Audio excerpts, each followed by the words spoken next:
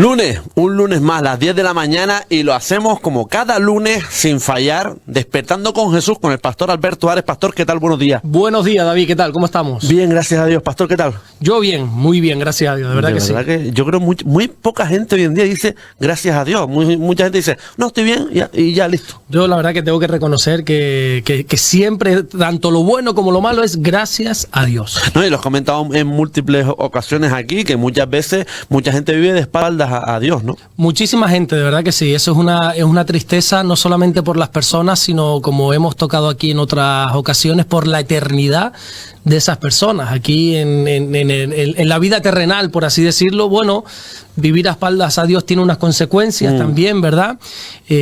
Aunque quizá puedas disfrutar de eso que se llama pecado, de esos placeres, van a tener unas consecuencias terrenales, pero sobre todo, David, ya la consecuencia terrenal se queda muy pequeña al lado de la consecuencia eterna de vivir desamparado de Dios. Antes de entrar en materia, pastor, he descubierto algunos jóvenes influencers que están muy metidos en el cristianismo, que están muy metidos dando esa palabra. Lo ha comentado también en otras ocasiones. Sería un pecado tremendo por nuestra parte el tener ese llamado de Dios y no hacerlo por vergüenza o por avergonzarnos, ¿no? Exactamente. Bueno, ahí gracias a Dios ahora mismo hay un montón de jóvenes conocidos, jóvenes y no tan jóvenes, pero gente que predica el evangelio usando esta herramienta del internet, que el internet es una bendición. Si lo usamos correctamente, es una bendición. Es como un cuchillo. Un cuchillo sirve para cortar y para facilitarnos la vida, pero puede usarse para el mal también. Lo mismo es el internet.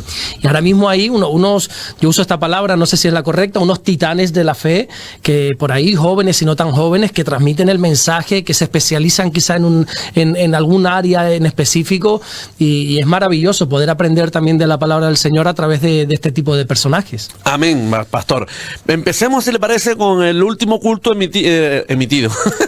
Dado aquí en Morrojable, el 6 de la tarde, en Puerto Rosario, 11 de la mañana, por favor. Exactamente, pues estuvimos en las dos iglesias. Decirte que el domingo es verdad que tuvimos culto, pero que el viernes y el sábado anterior también, el Día de los Enamorados, tuvimos un culto de matrimonios, un tiempo muy bueno. El viernes en Puerto Rosario, el sábado aquí en el sur, y fue un tiempo buenísimo donde los matrimonios pues hacíamos algunas dinámicas y también compartíamos un mensaje, Damaris y yo, y fue muy bonito. Se tituló Miradas que hablan, ese mensaje. Bueno, muy bueno. Pero el domingo, la palabra en la que nos centrábamos era en el Salmo número 5, Salmo 5. Hemos estado durante los últimos meses, yo he estado compartiendo acerca de los 4 salmos anteriores, no con un tiempo determinado, sino empecé yo creo el verano pasado en el Salmo 1, al mes, Salmo 2, más o menos así, y este domingo pasado estuvimos hablando del Salmo 5, un salmo escrito por David. David es el autor, el rey David es el autor de este salmo, y donde encontramos a David en los primeros versículos, en los primeros 3 versículos, orando a Dios desde temprano en la mañana. Luego vemos que David manifiesta a Dios que tiene unos enemigos, que le están persiguiendo, que están blasfemando sobre él, que están diciendo mentiras sobre él.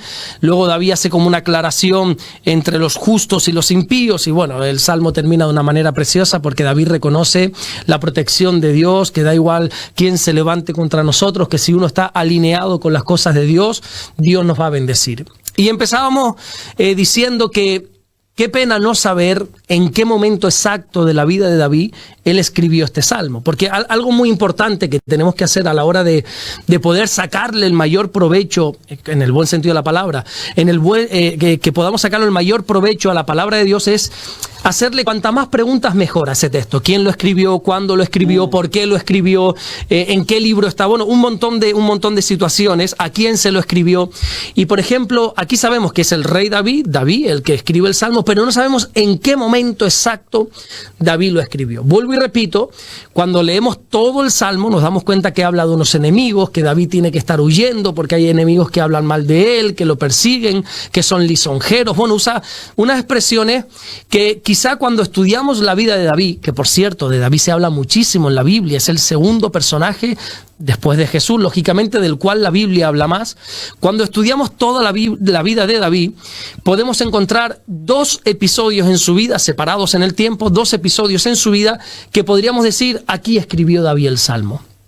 Porque en un momento dado, antes de ser un rey público, aunque ya había sido ungido como rey por el profeta Samuel, pero todavía no había llegado su momento, antes de ser un rey público, Pues estaba gobernando Saúl, un rey puesto por el pueblo. Saúl estaba gobernando, Saúl era un poco desastre porque hacía las cosas que él quería, él desechaba la palabra de Dios, incluso llegó un momento que Dios le dijo, por cuanto tú has desechado la palabra de Dios, yo te desecho para que no seas rey. Y bueno, David empieza a ganarse el favor del pueblo, indirectamente, él no quería eso, pero se empieza a ganar el favor del pueblo, por ejemplo, en aquella batalla con el gigante Goliat, cuando todo el ejército de Israel estaba atemorizado por un gigante, y David llega y dice, pero ¿qué pasa con este hombre? Le tira una piedra a la cabeza y lo mata. En otras palabras, ¿no? Sí, Pero fue así. Fue así, ¿no? Claro, cuando el pueblo ve eso, digo, oh, pues mira este muchacho que está con nosotros, qué bueno. Todos empiezan a maravillarse con David, salvo uno, que es el rey. El rey Saúl le tiene celos. En vez de alegrarse y decir, oye, qué maravilla que tengo a este muchacho entre nosotros, entre nuestra fila, qué bueno que David forme parte de nuestro ejército, no, le tiene celos. Tanto es así que en un momento dado David ya tiene que huir, porque Saúl lo quiere matar. Y David empieza a huir por los desiertos, por las cuevas.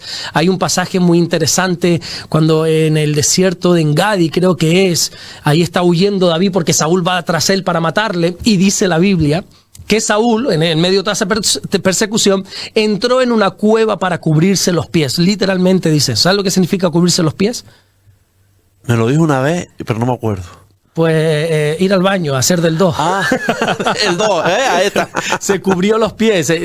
La Biblia es muy bonita en su lenguaje. Y entonces dice que es muy inclusivo. Sí, dice que entró en una cueva a cubrirse los pies, para no decir que fue pues a lo que fue. Y David, curiosamente y casualmente, esas casualidades de Dios, estaba también en esa cueva, pero Saúl no lo sabía. Y mientras Saúl estaba ahí concentrado en lo que tenía que hacer, David estaba tan cerca, que yo siempre he dicho, no veas los olores que le tuvieron que llegar a David. David era un soldado, él tenía una espada, él podría haber matado ahí mismo a Saúl y haberle dicho, hasta aquí llegaron tus días y te mato, y se acabó la persecución injusta, y se acabó tus celos, tu envidia, y se acabó todo, Dios te ha puesto en mis manos, te mato. Sin embargo, él dijo, no, yo no voy a tocar al ungido de Dios. Me guste o no, Dios tiene a este hombre aquí, pero voy a hacer una cosa, dice David.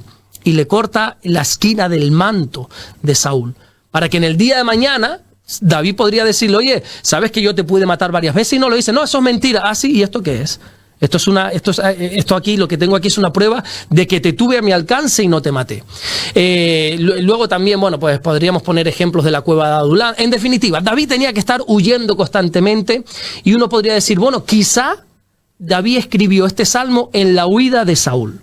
Luego hay otro pasaje, cuando ya David es rey, cuando ya está bien asentado en el trono, que uno de sus hijos, llamado Absalón, quiere hacerle, como diríamos aquí, una moción de censura, quiere echarle. El propio hijo dice... A su padre. No, algo tremendo, David. Si pudiésemos aquí... Como uno de los pecados tremendos, ¿eh? Sí, o sea, increíble. En vez de estar bendecido por ser el hijo de David, pues no, esa gente que quiere más, ¿verdad? Y le da lo mismo a quien tenga que pisar con tal de yo salirme con la suya. Bueno, historias ahí con este Absalón terrible. Absalón usa una estrategia que se pone a las puertas de la ciudad, y toda la gente que entraba y salía le hablaba mal del padre. No, es que tú sabes que mi padre, que no atiende a la gente, que no sé cuánto, él no tiene tiempo nunca para nada, pero sin embargo yo, y así se empezó a ganar a la gente. El favor de las personas. El favor de las personas. Cuando ya tenía mucha gente, dice que le presenta esa moción de censura, que quiere hacerle ese yo te voy a quitar del trono para ponerme yo, y David, que ya tiene un golpe de Estado. Exactamente, un golpe de Estado ahí en la monarquía. David, que ya es un hombre adulto. David, que es sabio, es un hombre de guerra, pero es una persona muy sabia. Dice, mira, yo no voy a meter al país ahora en una guerra civil por una tontería de estas, y menos me voy a meter en una guerra con mi hijo. ¿Qué hace David? Da un paso a un lado, se va. Tú quieres el trono, Absalón, yo no voy a entrar a una guerra y no voy a meter al país en una guerra por tus tonterías y por tu este deseo de querer más. ¿Quieres el trono? Ahí lo tienes, mi niño, toma, te lo doy. David se echa a un lado, pero resulta que Absalón no solamente quería el trono, sino que quería matar al padre. Así que David tiene que huir. Tremendo. Sí. Con Saúl estuvo huyendo como cerca de 10 años. Con Absalón estuvo huyendo como alrededor se calcula, entre 9, 10 meses, incluso un año está huyendo.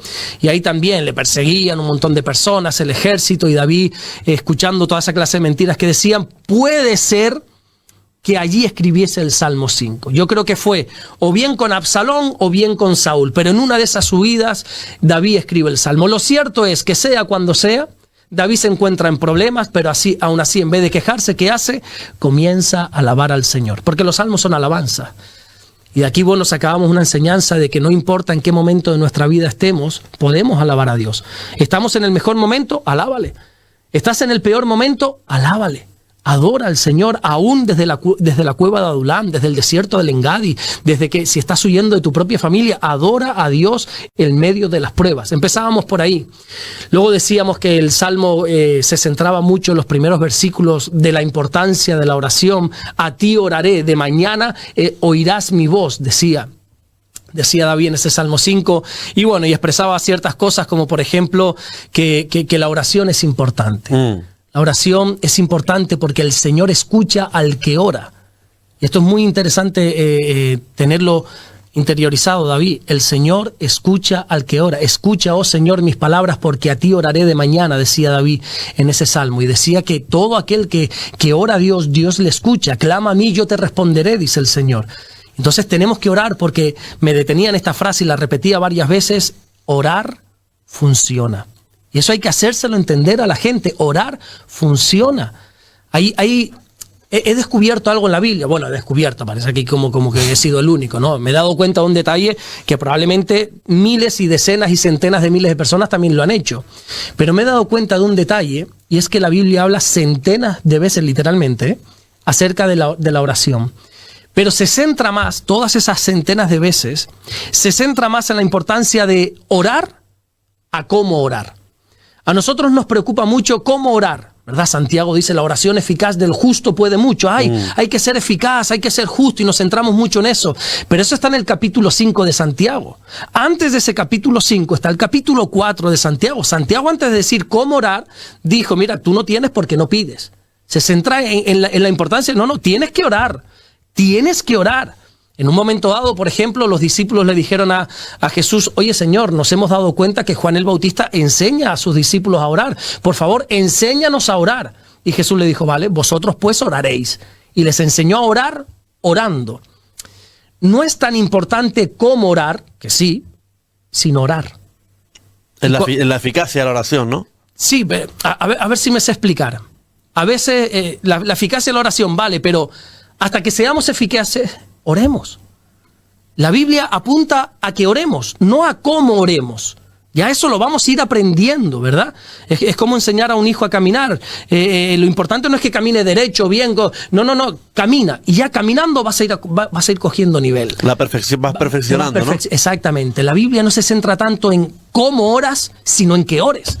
Pablo le dice, creo que a los filipenses, por nada estéis afanosos, sino sean conocidas vuestras peticiones delante de Dios, con toda acción de gracias, con todo ruego, con toda súplica. Ora, dice Pablo, no te quejes, ora. Tienes que orar. Ya después te digo cómo hacerlo, cómo mejorar. Pero lo importante es que ores. Y decía a la iglesia, oye, ¿te has dado cuenta que todos aquellos que dicen que orar no funciona, casualmente son los que no oran? Aquellos que dicen, no, orar no sirve para nada, orar es una pérdida de tiempo, orar es hablar con las cuatro paredes, orar es hablar con un ser imaginario. Curiosamente, son aquellos que no oran.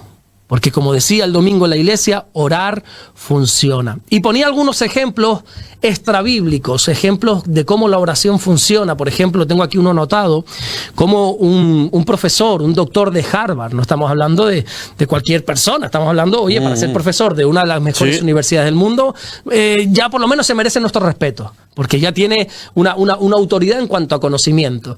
Este hombre se llama el doctor Herbert Benson, de la Universidad de Harvard, y ha estado estudiando no días, ni meses, ni años, sino décadas enteras sobre los beneficios que tiene la oración, y afirma que la oración combate el estrés, calma el cuerpo y nos ayuda a sanar más rápido. Amén. Dice este hombre.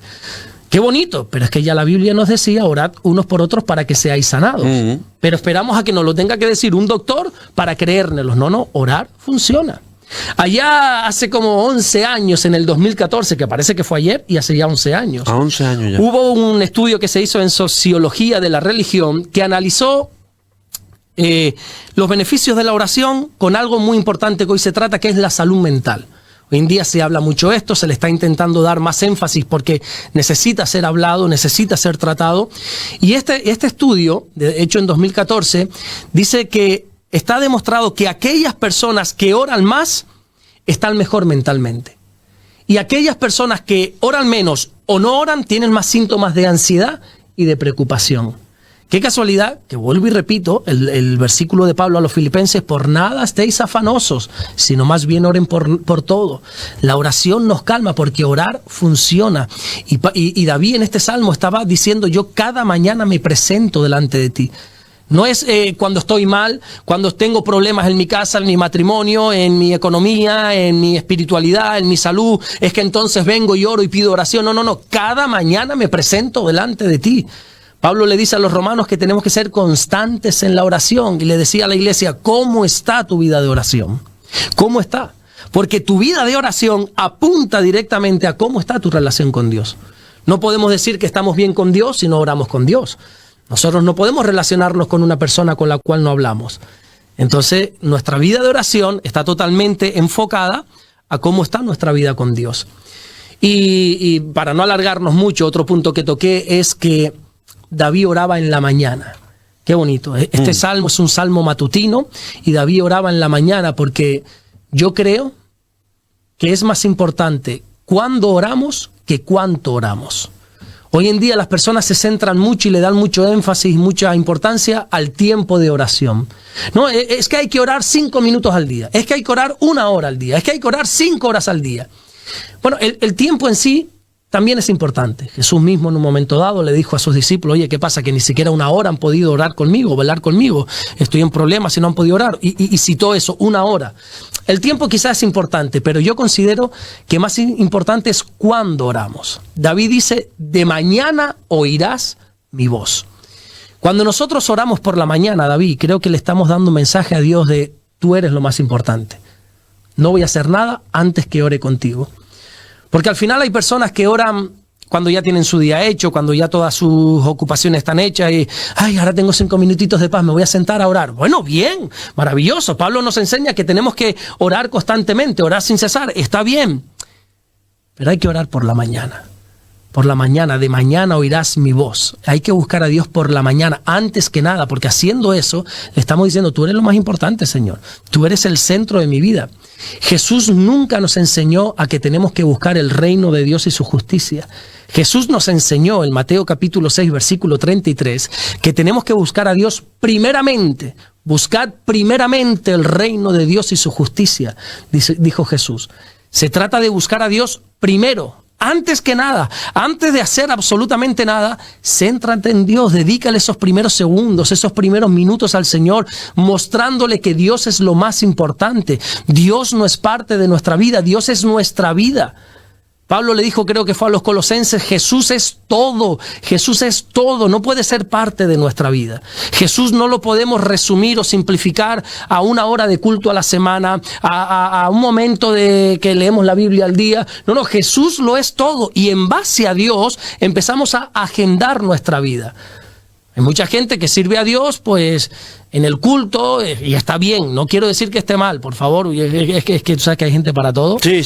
No quiero decir que esté mal. Todo lo que hagas por Dios y para Dios, maravilloso. Y Dios no es injusto para olvidar todo lo que haces por Él. Pero, por favor, no simplifiquemos nuestra relación con Dios a 1 hora y media a la semana en un culto. No. Dios tiene que ser primero en todas las áreas. Y bueno, y no te digo más lo que hablamos porque si no nos alargamos, pero David después se centra en la diferencia entre justos e impíos, pero David al final lo que dice es: bueno, Señor, si yo estoy aquí en los últimos versículos, dice, es por tu abundante misericordia. Yo no es que me crea mejor que los que me persiguen, yo no es que sea más santo. Si yo hoy estoy aquí es por la abundante misericordia tuya. Pastor, empezamos con las preguntas, si le parece. Perfecto. Hemos hablado un poco de pasada, pero vamos a profundizar. ¿Qué es el ayuno, pastor? Bueno, cuéntenos un poco, ilústrenos qué significa esa palabra ayuno. ¿Qué es? El ayuno literalmente es abstenerse de alimentos, ¿verdad? Esto es una práctica que se hace no solamente en el mundo cristiano, también se practica en otras creencias, incluso en el ateísmo. Pues ahora está muy de moda el ayuno intermitente, todo esto, pero creo, doy por hecho, me estás preguntando el ayuno bíblico, ¿verdad? Que dice la Biblia acerca del ayuno.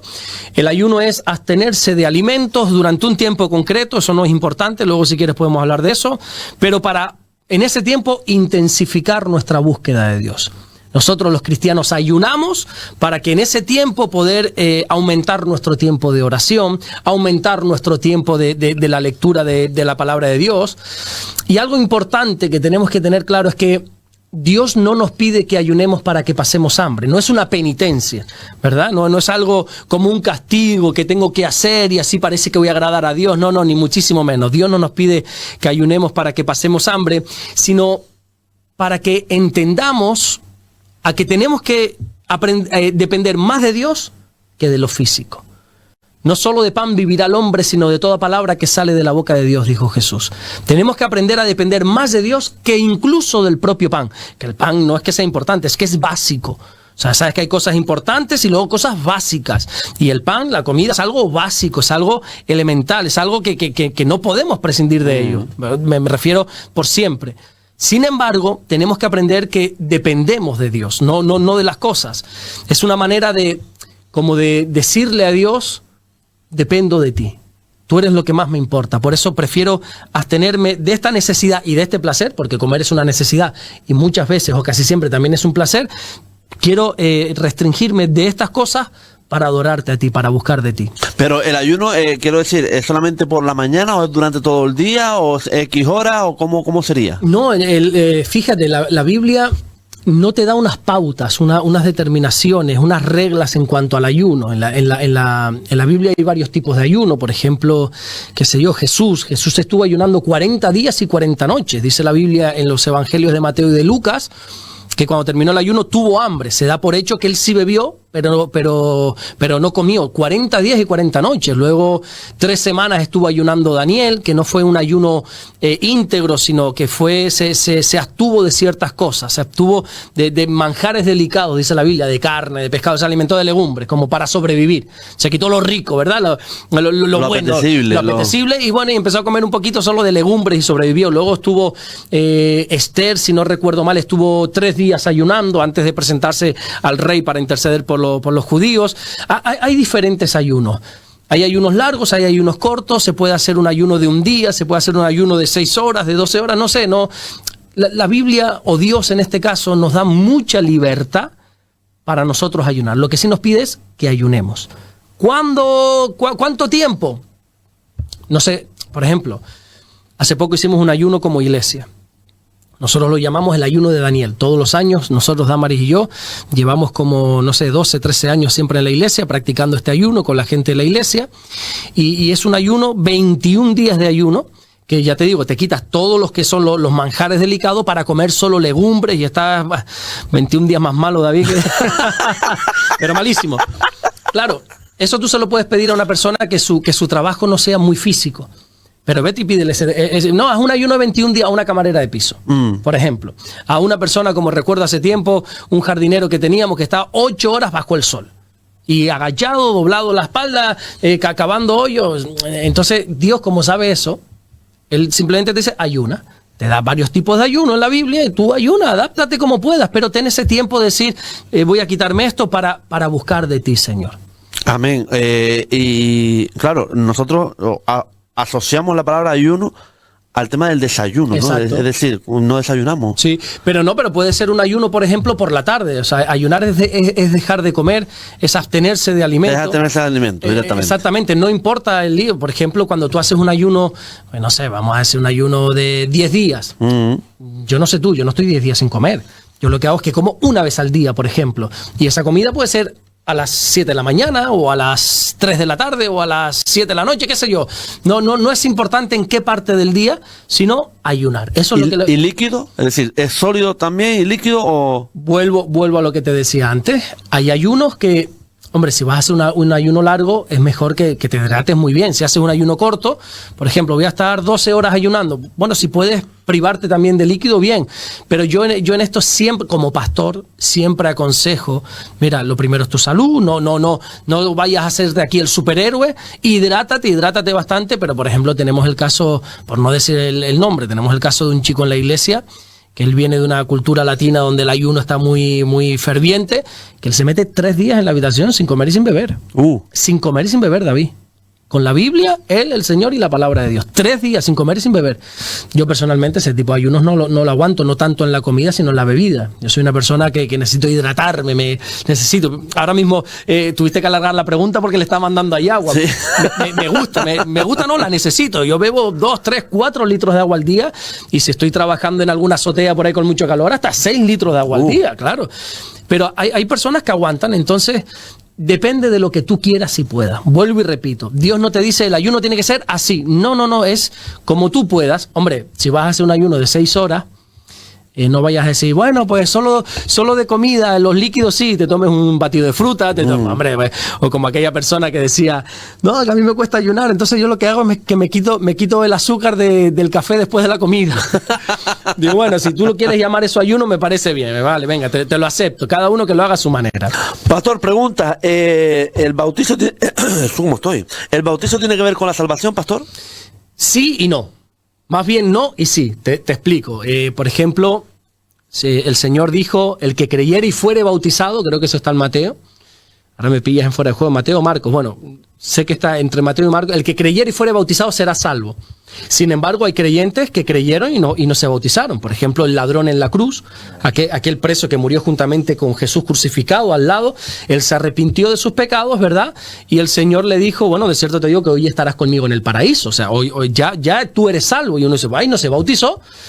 Claro, cuando el Señor dice, el que creyere y fuere bautizado, está hablando de lo que simboliza el bautismo. El bautismo es el comprometerte a tener una vida nueva, es el morir a ese viejo yo y ese resucitar a la nueva criatura. El bautismo no salva, lo voy a volver a aclarar, el bautismo no salva, nada de lo que nosotros hagamos aquí en la tierra salva. La salvación es un regalo de Dios, no hay nada que tú puedas hacer para ser salvo. Es Dios quien lo hace todo, quien lo hizo todo, quien lo hará todo. Simplemente tú tienes que aceptar lo que Jesús hizo. Tienes que creer que Jesús murió en una cruz y que Dios lo levantó de entre los muertos, dice Pablo a los romanos. Por lo tanto, decir el bautismo salva es una herejía, es una blasfemia, porque el bautismo no salva. Ahora bien, cuando Jesús dice el que creyere y fuere bautizado será salvo, ¿por qué dice el que fuere bautizado será salvo? Está dando a entender que si tú has creído en Jesús y no te has bautizado, por algo será. Porque el que se bautiza es porque ya ha decidido tomarse las cosas de Dios en serio, apartarse del pecado, por lo menos luchar con el pecado. Si no lo has hecho, por algo será. El otro día yo comentaba, decía, las personas que son bautizadas en el catolicismo, ¿sí? Si pasan al cristianismo, ¿tienen que ser bautizadas nuevamente, pastor, o no? Sí, totalmente, porque el bautismo es una decisión personal. Y como ya creo que hemos hablado aquí en otra ocasión, al final el bautismo católico, aunque nuestros padres o quien sea tuviera muy buenas intenciones, fue impuesto, fue obligado. Yo fui bautizado en la Iglesia Católica, ¿verdad? Incluso hice la comunión en la Iglesia Católica hasta que pude conocer al Señor verdaderamente y pude entender que la comunión con Dios no se trata de una oblea, de una hostia, se trata de una relación íntima. Esto no se trata de ir a misa los domingos, ni de ir al culto tampoco los domingos, se trata de una relación con Dios. Entonces, a mí nadie me preguntó, a mí mis padres con todo el amor del mundo me bautizaron en base a sus creencias, en base a su amor, y hacia mí también me bautizaron, pero ¿y quién me preguntó a mí? Hoy vamos a hablar de algo que creo que a muchas personas les puede interesar, y es cómo es la trascendencia, pastor. Es decir, cómo es o qué dice la Biblia de cómo es cuando morimos, porque mucha gente habla o dice, es que vi una luz, o se ve una luz, las personas que han estado próximas a la muerte y tal, que toda tu vida se pasa ante tus ojos. ¿Qué dice la Biblia, si dice algo acerca de ello, pastor? Bueno, te metes en un tema un poco... ¿Pantanoso? No pantanoso, incómodo para muchos. Si tú quieres, yo en la iglesia he descubierto esto. Si yo quiero que la iglesia guarde silencio absoluto, tengo que tocar 2 temas. Tengo que hablar o de dinero o de la muerte. Cuando tú hablas de la muerte... Silencio. Pero silencio, que la gente se queda blanca. Pero es algo que vamos a pasar todos. Todos. ¿Sabes lo que decía mi abuela, la de los cubiertos? Que todos nacemos, y has visto que aquí tenemos una M, ¿no? Ay, mira, la mía también dice muerte aquí y el pie es la S segura. ¿Sí, verdad? Exacto. Mi abuela decía... Son los dichos de los antiguos, ¿sí? Que ya cuando nacemos, nacemos con la marca de la muerte. Es lo que tenemos seguro muerte todos segura. Los vivientes es que vamos a morir. Ahora bien, ¿qué dice la Biblia de cómo vamos a morir? Bueno, la Biblia no habla de eso. Pero sí es verdad que hay mucha gente que ha estado en ese umbral y que por lo que quiera que sea, Dios no permitió que se fueran, sino que vinieron, y que coinciden en eso, ¿verdad? ¿No? Es que vi como un túnel, una luz al final del túnel, y es curioso o llamativo por lo menos el hecho de que tanta gente coincida en esto, ¿verdad? La Biblia presenta a Jesús como la luz del mundo, ¿verdad? Esa luz. De hecho, hay un versículo en Apocalipsis que dice que en el cielo no vamos a tener necesidad de sol porque Jesús será nuestro sol. Sí, perdón, Jesús será nuestra luz, Él nos alumbrará. Con esto no quiero decir que sea cierto lo del túnel y la luz, no. Oye, pero qué coincidencia que muchos vean eso, ¿no? Como ese túnel que al final hay una luz. Conozco personas, aparte que me he leído algún libro de una mujer que trabajaba en un asilo de ancianos, pero ya un asilo donde ya las personas estaban prontas paliativo. a partir. Sí, exactamente. Pero conozco personas que han trabajado, no sé si todavía lo están haciendo, pero han trabajado también en la UCI, en ciertos sitios donde ya la gente, en muchos casos, parten de aquí, donde dicen todo lo contrario, que no es un momento placentero, no es un momento donde ves una luz, sino es un momento aterrador para algunos. Algunos coinciden también muchos como que sienten un calor infernal, ven llamas, ven fuego, se asustan. Ahora hay un hombre que el otro día vi un podcast de él, no recuerdo, ahora es muy conocido por las redes sociales, una persona mayor que habla de la muerte desde el punto de vista también cristiano, y dice que algunos es un momento muy trágico, ¿verdad? Pero todo eso depende de hacia dónde vayas a ir. La Biblia no dice cómo va a ser ese momento. Lo cierto es que aquí morimos, la Biblia usa la expresión expiró. La persona expiró. Y ahí ya el espíritu, el alma se desconecta del cuerpo. El cuerpo es lo que aquí se queda. La fachada. Sí, la fachada, el envase. Aquí el estuche del alma y del espíritu. Venimos del barro, al barro vamos a volver, ya sea porque nos entierren, porque nos coman los gusanos, porque nos incineren, lo que quiera que sea. Al barro vamos a volver a ser polvo. Pero el espíritu y el alma se van. El espíritu se va a ir con Dios, porque el espíritu es de Dios. Ahora bien, el alma, ¿hacia dónde va? El alma es lo que nosotros tenemos que ganar. Y entonces depende de la decisión que tú hayas tomado aquí en la tierra, tu alma va a ir o para el cielo o para el infierno. Entonces, ¿cómo va a ser ese momento? No lo sé, en algunos es un momento instantáneo. Mi esposa siempre me ha dicho que a ella le gustaría morir como su abuela. Es el que se le conoce como la muerte dulce, ¿no? La muerte Quedarse dulce. dormido. Exacto, no, la muerte dulce es cuando mueres por inhalación de gas, creo. Ajá. Pero la muerte, no sé, tiene un nombre que es la muerte feliz o algo así. Se fue a dormir y te quedas ahí. Y ya no despertó más. Sí, esa es la mejor. Pero luego hay muertes trágicas, hay muertes más agonizantes, hay muertes que llevan mucho tiempo.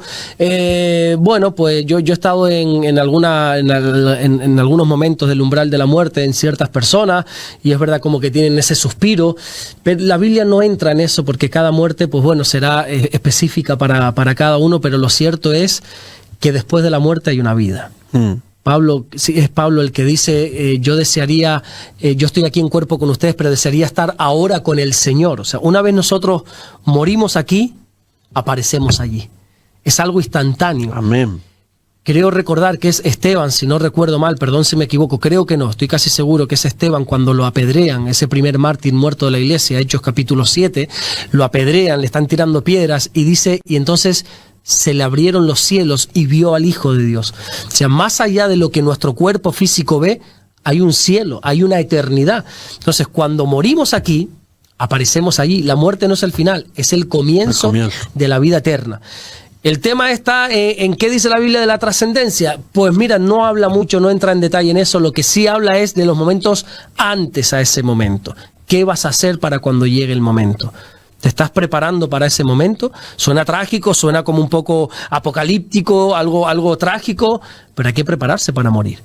Porque como tu abuela decía, como mi abuela decía, como tantas otras abuelas decían, lo que tenemos seguro es la M de muerte. Es que vamos a morir. Todos vamos a morir. Pues vamos a prepararnos para morir. Totalmente. Vamos a prepararnos para ese momento. Porque es una decisión, David, personal. Ya hemos hablado en otra ocasión, no vamos aquí a seguir engordando esto, pero el purgatorio no existe. Es el lugar donde dice que cuando mueres tu alma va a un lugar de reposo, y según oremos aquí, si hagamos rogamos que haga una oración por su alma, dicen en las escarapelas. Rogamos, ¿verdad? Una oración por su eterno descanso Exacto, de su alma. Porque la Iglesia Católica lo que enseña, bueno, la Iglesia Católica y otras creencias lo que enseñan es que si los familiares, los amigos, los conocidos aquí en la tierra oramos, podemos sacar ese alma del purgatorio y llevarlo al cielo. No, es una decisión decisión totalmente libre y personal de la persona. Cada persona decide aquí en la tierra y en vida hacia dónde quiere ir. ¿Quieres ir al infierno o quieres ir al cielo? Ahora, si quieres ir al cielo, el único camino se llama Jesús. Yo soy el camino, la verdad y la vida. Nadie va al Padre si no es por mí, dijo Jesús. Me acabo de acordar ahora de cuando él estuvo con una persona que estuvo a punto de morir y que quería ir al infierno. Sí, quería ir al infierno. Creo que solo me ha pasado esa vez y hace unos cuantos años, y aquí el Morrojable precisamente, una de las primeras veces que yo estuve aquí, creo que fue una de las primeras visitas que yo hice hace muchos años atrás. Aquí Le marcó, Me marcó primero porque yo estaba empezando a dar mis primeros pasos como pastor. Bueno, creo que en aquel entonces no era ni pastor. No estaba estaba en la iglesia, pero no era pastor. Y me llamó mucho la atención porque este hombre estaba agonizando. Ya a este hombre le quedaban no días, ya no sé si tú lo has podido ver. Hay personas que ya tienen la muerte reflejada. Sí. Yo voy y oro, porque yo voy a orar siempre hasta el último aliento de vida. Yo voy a orar, yo creo en un Dios que tiene el poder para sanar, pero hay personas donde tú ya ves que ya está, ya solo es el momento de que de ese último suspiro, ese expiró que dice la Biblia, ¿verdad? Que se separe ya el alma y el espíritu. Y esta persona, cuando llegué, yo ya le vi la muerte en el rostro. Yo le dije, mira, ¿quieres orar por sanidad? No, yo no quiero orar por sanidad. Digo, vaya hombre, qué raro. Todas las personas que están en este momento de su vida se agarran a un clavo ardiendo y me dicen que sí. Digo, pues nada, pues yo le dije, ¿sabes que te vas a morir? Sí. Digo, ¿quieres recibir a Jesús en tu corazón para ir al cielo? No. Y ahí, pero enfadado, sacó como fuerzas de donde ya no las tenía. No, yo me voy al infierno. Él estaba enfadado con el Señor por otros asuntos en su vida, pero yo me voy al infierno porque ahí están todos mis amigos y no sé cuánto, que el cielo es aburrido. Digo, bueno, qué engañado estás y qué pronto vas a despertar de ese engaño, desgraciadamente. Pastor, llegan los carnavales. ¿Qué dice la Biblia de los carnavales? ¿Dice algo o no? No, silencio absoluto. No. Es que no habla absolutamente nada de los carnavales. Los carnavales nacen, creo que, muchísimos siglos después de que la Biblia estuviera escrita. No sabría decirte exactamente, he estado mirando un poquito, pero no sabría decirte exactamente cuándo nacen los carnavales. Nada tiene que ver con la Biblia. Ahora sí, la Biblia nos da ciertos parámetros en general que uno ya tiene que entonces que poner en balanza si un cristiano puede participar de estas fiestas, no puede, si son buenas, son malas. Bueno, lo primero que tenemos que aclarar, porque hay muchos cristianos que parece que no se enteran, no se quieren enterar y parecen loros simplemente que repiten lo que escucharon en alguna parte. Algunos dicen que carnaval significa carne a Baal. Baal es un falso Dios que habla la Biblia y como que dicen, no, porque el carnaval tú te estás ofreciendo a ese falso Dios. Eso no tiene ni pies ni cabeza. Eso tú te vas al original de la palabra, a la etimología de la palabra carnaval, no tiene nada, pero nada que ver. Se dice que carnaval tiene que ver con la palabra, ¿cómo era? Adiós a la carne, porque se hace como en esa cuaresma, como ya viene Semana Santa de aquí a unos cuantos días, los católicos no comen carne, entonces pues antes de abstenerse de ese tiempo de la carne, pues se pegaba unos festines que no vea, y luego eso fue evolucionando, luego en los festines como se comía mucho, se hacía el ridículo y se iban tapando, hasta que al final, carnaval, adiós a la carne, ¿verdad? Pero bueno, si somos honestos, David, yo creo que sabemos que se mueve en el carnaval. Yo soy de Tenerife, se dice que ahí son los mejores carnavales del mundo, en Tenerife. Claro, por una parte está el carnaval infantil, que puede llegar a ser algo simpático, algo que tú ves a los niños desfilando, pero vamos a hablar ya como adultos. Sabemos lo que se mueve en las noches de carnavales, sabemos que son excesos, sabemos que una persona cuando su identidad está tapada es capaz de cualquier cosa. Yo de pequeño salí bastantes noches en el carnaval y te puedo decir que menos el Señor, ahí estaba de todo. Eso era el desmadre de los desmadres, literalmente, excesos de todo tipo. Eso era, como dice la Biblia en Gálatas capítulo 5, la manifestación de las obras de la carne, el adulterio, la fornicación, las borracheras, el desmadre, las contiendas. O sea, era un desastre absoluto. La Biblia dice que la voluntad de Dios es tu santificación. Eso es lo que dice la Biblia. ¿Cuál es la voluntad de Dios para mi vida? La santificación. Entonces vamos a hacernos una pregunta. En vez de decir, oye, el carnaval es bíblico, no, porque no habla, pero podemos participar, vale. Si la voluntad de Dios es tu santificación, ¿esa fiesta te ayuda a santificarte? o por el contrario te ayuda a apartarte más de Dios? Yo creo que la respuesta es clara. Entonces yo, por ejemplo, no participo, aunque en mi niñez fui muy carnavalero, estuve en Murgas, pero una vez que conocí al Señor y entendí y fui honesto y sé lo que se mueve en el carnaval, o sea, rechazo total al carnaval. Yo aconsejo a todos los creyentes que no lo hagan. En las fiestas nocturnas del carnaval, a mi hija no hace ningún tipo de participación del carnaval, y ese es mi punto de vista. No, cero carnaval en mi vida. ¿Y por la mañana, por el mediodía, por la tarde? Claro, pero lo que hoy empieza como risas y fiestas, vamos normalizando, y al final estos que hoy se están riendo, bueno, y que ya no hace falta ni los más pequeños. Yo es que no sé si meterme en esto. Dale, sin miedo. Dale, sí, porque somos una emisora plural y todo cabe. Claro, tú dices, por ejemplo, mucha gente dice, ay, ¿y por qué a tu hija y en el colegio y no la llevas disfrazada o aquí en la calle? Y yo, mira, seguramente no tenga de malo, incluso se lo va a pasar muy bien, pero lo que voy a lograr es que ella vaya normalizando algo, y cuando sea mayor va a seguir participando de esto. Entonces, cuando pierda ya la inocencia, cuando ya no sea una niña que se disfrace de Frozen, de su princesa, que ella todavía piensa que es una princesa y cree que cuando se pone Frozen es Frozen, y cuando se viste la sirenita es la sirenita, cuando ella pierda esa inocencia, ya vamos a empezar a ver otro tipo de cosas, y luego solamente hace falta salir para darte cuenta lo que hay. David, yo el otro día estaba, creo que fue en una de las fiestas de Navidad, no era ni carnaval, y había un baile, David, de niñas entre 6 y 10 años. 6 y 10 años. Ya solo la música que le pusieron, pero es que las vestimentas que le pusieron, David, y cómo las pusieron a bailar. Y yo digo, pero nadie va a hacer nada, tío. Perdón por lo de tío. Sí, no, sí. O sea, llámame anticuado, llámame retrógrada, llámame que me he quedado en la edad medieval, llámame, pero ¿no le da vergüenza ajena, de verdad?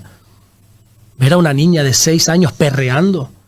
Ver a una niña que ya tiene media nalga por fuera con esa ropa que tiene una blusita que le está tapando los pezones. Una niña de 6 años, y le pones esa música, y todos ahí contentos. Y claro, hoy puede ser simpático y gracioso, pero de aquí a unos años... Entonces nadie va a hacer nada, y entonces ya en los carnavales pues ya ves esto, y ya si nos vamos, claro, estamos hablando aquí en Canarias, pero si nos vamos a Brasil, ya por ejemplo los carnavales de Brasil son actos satánicos, literalmente. No les voy a invitar a ver, pero puedes entrar en vídeos por ahí que hay por ahí en las redes de cómo son las cabalgatas allí. Eso son literalmente, aparte ya no solamente actos satánicos, porque uno dice, no, es que son juegos. Bueno, cuidadito con los juegos, pero luego ya cómo se ridiculiza el cristianismo. Digamos, creo que fue en Tenerife o en Las Palmas. Aquí ya me meto en berenjenal. Te cierran la radio con esto, David. Pero ya que me das pie. No sé si fue en Tenerife o en Las Palmas. Los drag queens. ¿Tú quieres hacer de drag queen? Pues chico, me parece estupendo, que a libertad nos llamó el Señor. Ni tú eres quien para cerrarme a mí la boca, ni yo soy quien para cerrarte a ti la boca y dejar que te expreses como quieras. Pero una de las galas, que no sé, creo que fue en Tenerife. Chico, el que ganó fue uno haciendo de un Cristo crucificado, y luego se desnudaba. Digo, pero qué vulgaridad, hombre. Qué vulgaridad. ¿Tú crees que eso a mí me va a acercar a Dios? Eso es lo que me dan ganas, es mira, me pongo hasta rojo. Cuando veas que se me pongan rojas las orejas, David, mal asunto, ¿eh? Pongo nervioso, me pongo de mal humor. Mi mujer sabe que estoy de muy mal humor cuando las orejas se me ponen rojas como un tomate. ¿En 2017? En el 2017 fue en Tenerife, ¿no? Creo que sí. Estoy mirándolo. Creo que sí. Claro, algunos lo ven como broma. ¡Ay, qué simpático! ¡Ay, qué gracioso! Mira, y se puso ahí, el drag queen se puso como que no es por ser drag queen, o sea, me refiero. Y mire que se puso ahí con un Cristo, pero es que luego tienes que ver el baile. O sea, es una vergüenza, es una abominación totalmente. Eso es algo detestable, por lo menos para mi punto de vista. ¿Me quieres llamar anticuado? Te invito a que lo hagas. ¿Me quieres llamar...? Incluso, perdón que te corte, pastor, incluso sacaron, vamos a cambiar la cámara porque estoy aquí, tengo al pastor solo, ahora sí. Incluso estoy mirando porque sacaron también a una virgen también en su momento. Exacto. Hubo la crucifixión también han sacado, es decir, ha habido muchas veces que se han metido con... Y cada vez va más, no nos damos cuenta. Sí. Lo vimos ahora aquí en España, ya hablando de aquí en España, sabemos que nos escucha mucha gente de fuera y quizá no sabe lo que vamos a hablar. En las campanadas de este año, ¿verdad? Había una gran expectación, porque había un chico que ahora está de moda, David Broncano, que iba a presentar las campanadas, y fue con otra chica que se llama Lala Chus. Lala Chus, sí. Y ahí estaba, y claro, ellos, a mí personalmente me gusta, como humorista me gusta David Broncano, es un chico así que... ella sacó la estampa del Sagrado Corazón. Una estampa de un Sagrado Corazón, con la carita de una vaca. De la vaca del Grand Prix. Y mira que yo de estampita, yo renuncio a todo eso, de ese tipo de cosas, no las comparto, pero digo... ¿Qué necesidad? No, es que ya te están metiendo la burla en todo. Sí, en las navidades, en los carnavales, en todo. Entonces al final te das cuenta que todo este tipo de fiesta está apuntando a lo mismo. Y cada vez va más descarado. Es atacar a las creencias, a ridiculizar el mundo cristiano. Hay cosas que me hieren sensibilidad. Es decir, es como si, por ejemplo, después cualquier persona hace chistes homófobos o hace chistes de gordos o hace chistes, etcétera. Es decir, tienes razón en eso, pero yo no me voy tanto por herir sensibilidades. Porque al final, por ejemplo, pues a mí ese hombre que se puso ahí de drag queen como si fuera Jesucristo, ese no es mi Cristo. Primero que mi Cristo no está crucificado, mi Cristo está vivo. Él está vivo, Él no está clavado en una cruz. Entonces, cuando yo veo ese tipo de cosas, a mí no me hiere la sensibilidad porque yo sé en quién he creído, como dice la Biblia. A mí el problema y el gran peligro es la mente de todos los demás. Lo que se está propagando es la burla hacia las cosas del Señor, es el estigma por ser cristiano. Entonces ya cuando todo esto prolifera, cuando todo esto ya va en auge, cuando todo el mundo tiene que pensar así, porque si tú no piensas así, no eres libre y no eres, no sé, cuando todo el mundo, entonces ya yo como cristiano, ¿qué soy? Yo soy un ridículo, yo soy un retrógrada, yo soy un anticuado, yo soy un anti no sé cuánto, yo soy un homófobo, yo soy un no sé qué. No, señores, no. O sea, la misma libertad que pides tú es la misma libertad que pido yo. Por supuesto. Eso es así. Y lo mismo que yo no tengo derecho a arremeter contra ti, tú no tienes derecho a arremeter contra mí. Y lo mismo que tú tienes libertad para expresarte como bien quieras, yo también tengo la mía.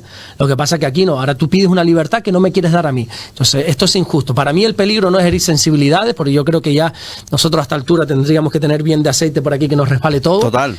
El tema está en que vamos normalizando algo que es una aberración totalmente. Estamos normalizando algo que es una burla a Dios.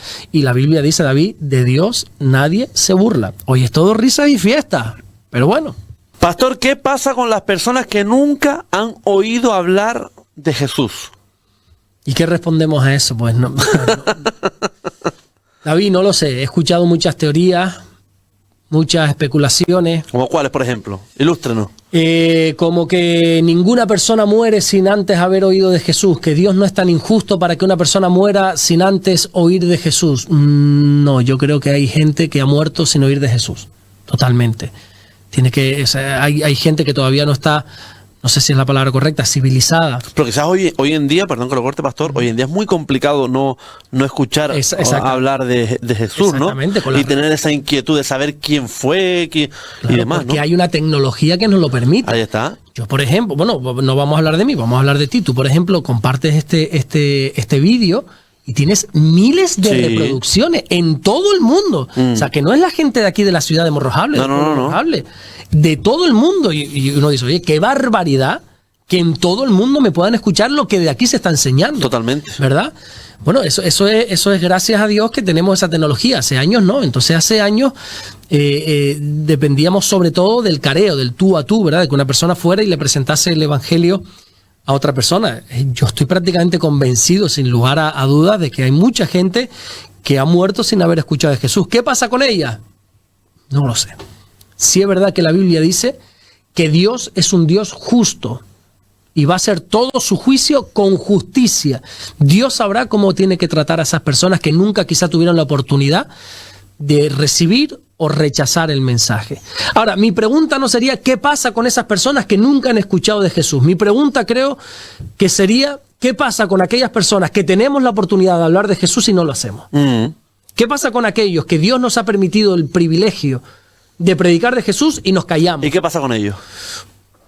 Quien se avergüenza delante de Dios, quien se avergüenza de Dios delante de los hombres, Dios se avergonzará de ellos arriba en el cielo, dice la Biblia. Si tú tienes la oportunidad de hablarle a alguien de Dios y no lo hace, hay consecuencias, lógicamente. Dios nos ha puesto para ser atalayas de los demás. Y hay un versículo que ya podríamos aquí sacarlo a la luz, que es muy fuerte, que dice que Dios demandará la sangre de esa persona sobre ti, incluso. Si tú has tenido la oportunidad de predicarle a alguien y no lo has hecho, Dios te va a demandar esa vida. Dios va a decir, oye, ¿qué pasa? ¿Qué pasa? ¿Que tú eres aquí la última Coca-Cola del desierto? ¿Que yo te di el privilegio de conocerme y que luego te di un llamado de ir y predicar y discipular a todo el mundo y tú te has callado, tú te has quedado con ese regalo? O sea, tú tienes la vacuna contra una enfermedad y te la has quedado para ti. Eso es injusto, perdona que te diga, pero eso es injusto. Si tú tienes algo que beneficia a los demás, chico, dalo a los demás. No te lo quedes, no lo absorbes. Entonces, yo creo que Dios va a tomar consecuencias con esta gente. Amén. Bueno, vámonos con la última pregunta del programa, porque quiero leer algunos comentarios también del canal. Y es, pastor, ¿el diablo existe o es la maldad del hombre? El diablo existe y la maldad del hombre existe. Ambas cosas. Sí, ambas, lógicamente. Pero si nos vamos a lo literal, por supuesto que el diablo existe. El diablo, Satanás, la serpiente antigua, el enemigo, como lo quieras llamar, que son todos esos títulos que la Biblia le da. Satanás existe. Ahora bien, Satanás no es ese personaje siniestro que Hollywood nos ha vendido, que es como un demonio con unos cuernos, ¿verdad? De rojo, con una cola, con un tridente. No, ese no es Satanás. De hecho, Satanás, que se llamaba primero Lucifer, portador de luz, fíjate qué bonito, portador de luz. Claro, ahora asociamos Lucifer al diablo, al demonio, al infierno. Pero si no se hubiera rebelado contra Dios, Lucifer se llamarían muchos de nuestros hijos, porque es un nombre bonito, portador de luz. Satanás, Lucifer, fue un ángel que Dios creó. Un ángel que dice la Biblia que era hermoso, pero hermoso, hermoso. Era tan hermoso que cuando él caminaba se escuchaba alabanza a Dios. Era hermoso.